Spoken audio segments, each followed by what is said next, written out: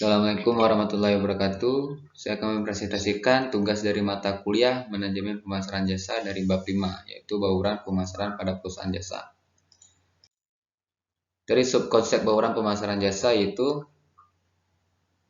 alat bisnis yang digunakan oleh manajemen organisasi yang memungkinkan mereka untuk tetap berada dalam lingkungan persaingan global. Seperti itu. Ini saya mengambilkan referensi dari Amofah di tahun 2015.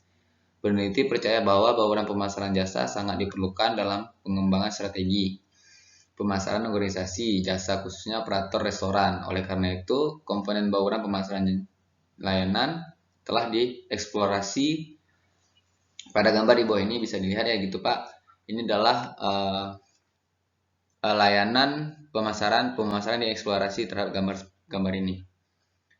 Baik, kita lanjut. Yaitu konsep produk dan layanan. Nah, ini gambar tersebut yaitu konsep produk dan layanan dari gambar tersebut. Yang pertama yaitu augmented product, actual product, core product, ada poinnya yaitu meal, drink, restaurant name, quality of meal, customer support, signage. Ini adalah komponen pelayanan restoran dari Amofah di tahun 2015. Dari konsep produk dan layanan ini ada 3 poin yang saya ambil, yaitu konsep packing. Konsep packing ini yang dimaksud adalah ada sebuah produk yang sudah kita lakukan, kita packing, kita kemas dalam bungkusan yang kita buat. Tahap kedua yaitu konsep branding. Konsep branding ini adalah logo atau konsep tulisan packing kita. Apa yang packing atau branding kita tersebut di dalamnya. Seperti itu. Yang ketiga, konsep siklus hidup produk dan strategi bauran pemasaran. Itu adalah model daur hidup produk mengasumsikan bahwa produk menyerupai manusia dan melalui tahapan kehidupan. Ia juga percaya bahwa tidak semua produk mampu melewati semua tahapan seperti yang terjadi pada manusia. Seperti itu, Pak. Baik, kita lanjut. Ini ada dari subkonsep harga. Itu adalah ada sub kecilnya yaitu tujuan penetapan harga. Yaitu adalah tujuan penetapan harga tergantung pada banyak faktor termasuk tujuan pemasaran, tujuan perusahaan, dan faktor terkait lainnya. Seperti itu, Pak. Itu ada dari sub kecil dari kedua konsep harga, konsep strategi penetapan harga. Untuk mencapai tujuan, ada 3 jenis strategi penetapan harga, skimming, penetration, dan strategi penetapan harga kompetitif. Yang terakhir yaitu faktor-faktor yang mempengaruhi harga. Nah, ini juga faktor-faktor yang sangat mempengaruhi terhadap konsep harga produk branding kita. Ini dapat dikelompokkan menjadi 2 yaitu internal dan eksternal. Seperti itu, Pak. Lanjut. Sub keempat yaitu konsep lokasi distribusi.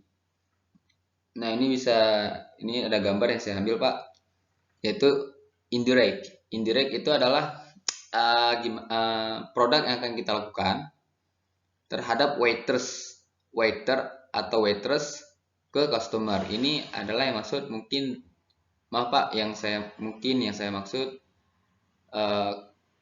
ke dagang pengumpul ke customer, dan ada juga dari kita pedagang pengumpul, pedagang encer, dan ke customer, dan ada juga langsung Pak dari kita langsung ke customer. Seperti itu ya, langsung ke customer tuh mungkin ada yang orang yang tahu kita di mana tempat kita menjual, atau orang yang mencari kita, atau pelanggan kita. Seperti itu, Pak. Ini adalah saluran distribusi industri catering dari Amofah di tahun 2015. Ini ada beberapa poin mengenai lokasi distribusi, yaitu ada 2 poin.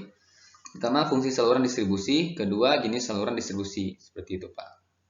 Lanjut. Dari poin sub 5, konsep promosi atau komunikasi pemasaran.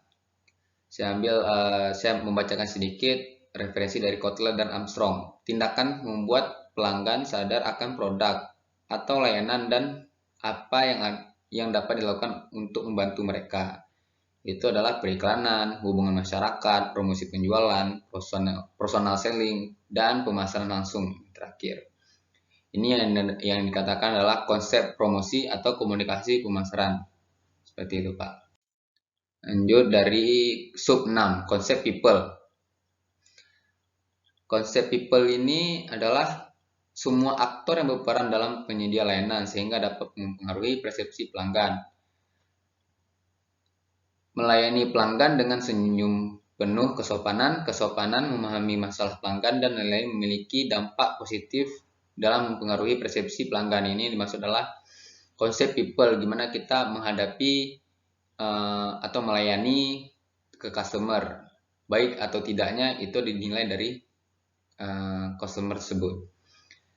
Yang ketujuh, konsep proses. Nah, ini kegiatan yang umumnya terdiri dari prosedur, jadwal kerja, mekanisme, kegiatan, dan lain-lain rutin, di mana jasa produksi dan disampaikan kepada konsumen, seperti itu, Pak.